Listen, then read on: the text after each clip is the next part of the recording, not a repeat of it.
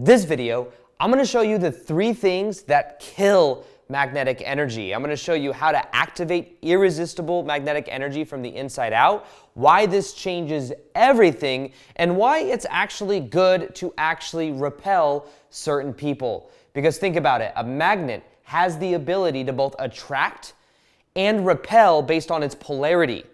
And I would say that if you really want to have that magnetic energy, it needs to be important that it's okay to repel certain people. You don't want to become a magnet for everybody. Do you want to become a magnet for narcissists?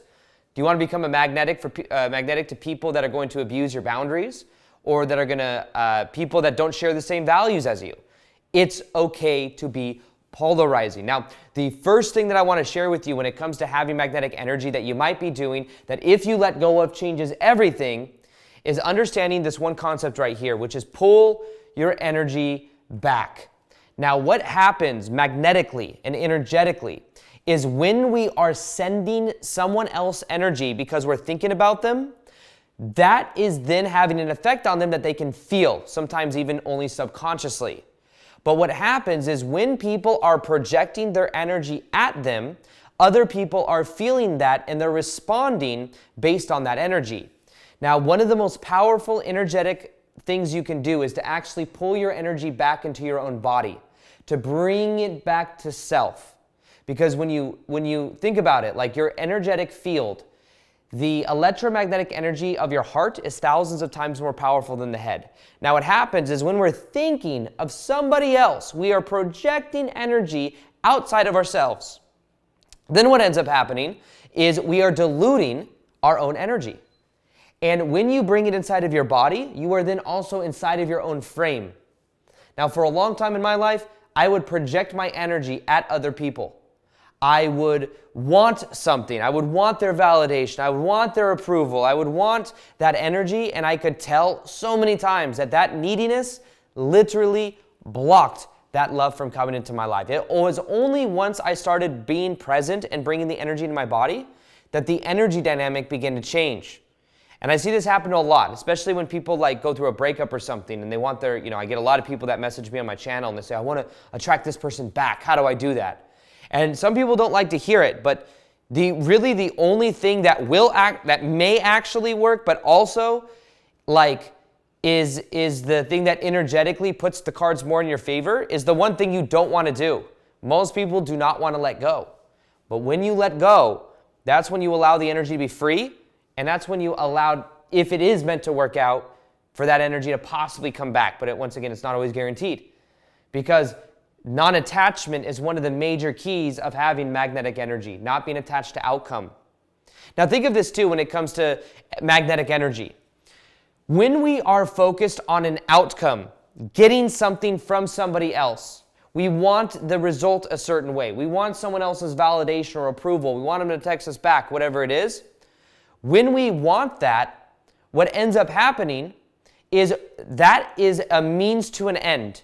You might be going on that of a date because you're hoping that they're going to call you back, give you validation, go out with you, become your boyfriend or girlfriend or whatever. And when things are a means to an end, people feel that. People can feel that you want something from them. That's what's called manipulative energy. So the second thing to this process, the first one is to pull your energy back into your own body, doing something I call the frame technique. It's one of the most powerful techniques I've ever applied in my life. It's so simple. You put the awareness in your hands and your feet, and you actually focus on the separation between you and the walls. You feel the separation between you and wherever you are. Maybe it's your computer. Maybe it's you and your phone right now, watching it on your phone. Feel the separation.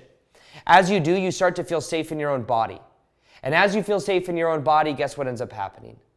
As you feel safe inside of your own body, it's like the energy comes back to you, and that energy is then magnetized. I would do this exercise as I share this in many videos. I'd go out in public, and the response I'd get from other people was profound because I was not attached to what they thought. I was not energetically projecting energy of wanting people to say hi to me and all these needy things that back in the day was a part of my reality. So the second thing, though, that's the first one. The second thing is understanding the outcome and how the energy of being present to the moment is simply about understanding expression versus impression. Expression is you express yourself because it's who you are. You go on a date because you're excited to go on a date. You are maybe even like being playful on a date, or being playful with dating, or playful with your love life is much more in the present moment than attached and trying to control things. And I'll tell you from experience and from thousands of people that I've seen go through my 21-day challenges that I've done, when people are attached, it messes up the energy. And a lot of times the reason people are attached, by the way, you want to know why people are attached? Is because what is trying to be done is we're trying to meet our unmet childhood needs. So if mom and dad were maybe emotionally or physically present when we were kids, we are attracting people that may be emotionally and unphysically or physically not really present, and then we're trying to get them to meet our needs. We're like, why don't you see my value? Why don't you see that I'm worthy? Because what we're trying to do is close the loop from childhood. And this is why it's important to realize that a lot of times what happens that I find with magnetic energy is people are attached to other people because what they've decided in the past is that I must abandon myself in order to make others happy.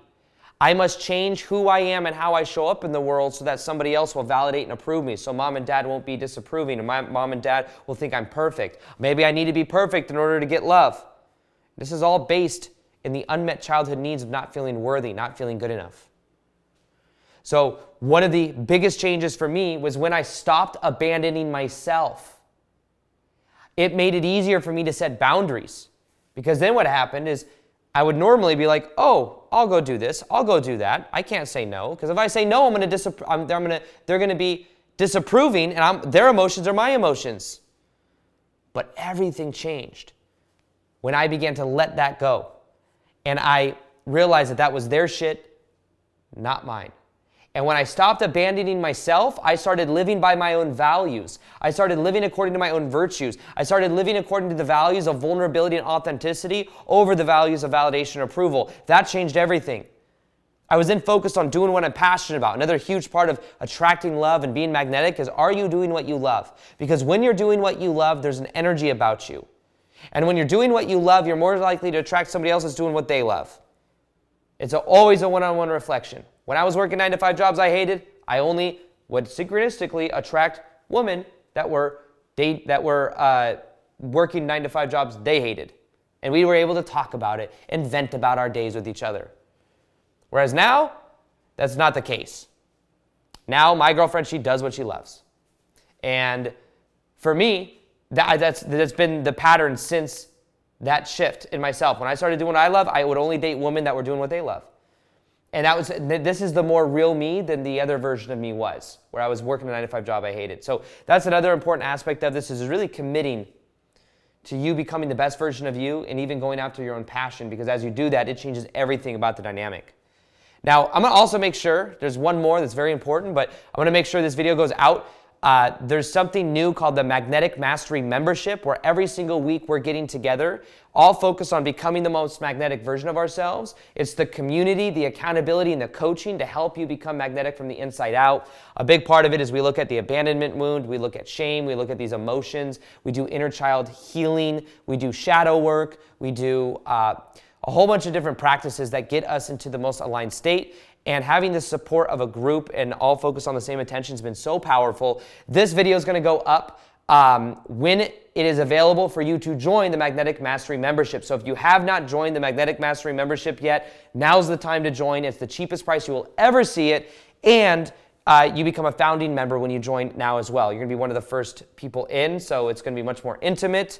If you've ever thought about joining a community, this is the time to do so. Go in and join now, because on Friday at 11:59 p.m. PST, registration and enrollment closes, and I would love to see you in there. So with that being said, the next one is the third part, the third thing that blocks having magnetic energy that's very important to become aware of is this one word right here.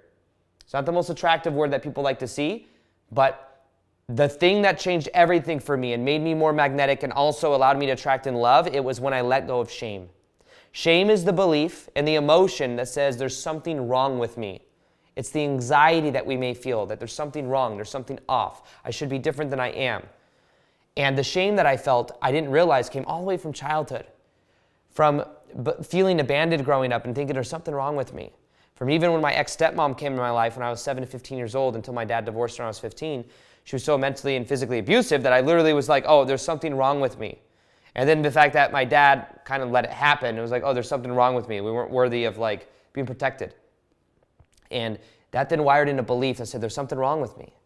So then I would date people that would also, in a way, reflect that back to me.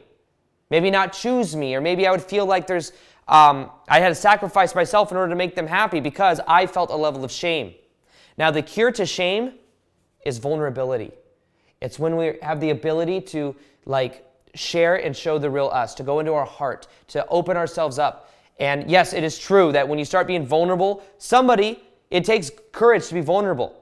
When I started being vulnerable, that meant that like if I was attracted to somebody, I would express that to them. If I had emotions for somebody, I would express that to them. And as I started to do that, I started to lay down a completely new way of being. And that, in a way, you could get rejected. Like you could show your heart to someone and they could reject you. There's actually something that did happen to me.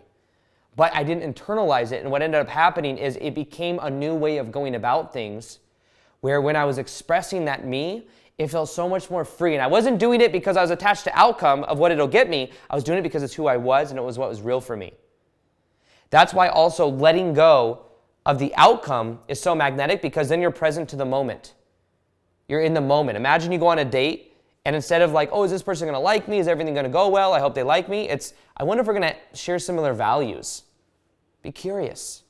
I wonder if we're going to have fun. I wonder if I'm going to enjoy my time with this person. These are all different questions that reframe your own level of worthiness. And the big thing and the big aha moment when it comes to magnetic energy, it's about being in your heart, being present to the moment, and activating that heart center by choosing courage and vulnerability over the shame. And it's really about feeling worthy from the inside out. That's what really changes everything for this process, is realizing you are already whole and complete, realizing there's nothing you really even need to fix about yourself. It's just about a game of awareness. And as you do that, it changes everything about your energy. So like I said, if you haven't joined the Magnetic Mastery membership, you can do so below. Go to magneticmastery.com in order to join. Enrollment closes at 11:59 p.m.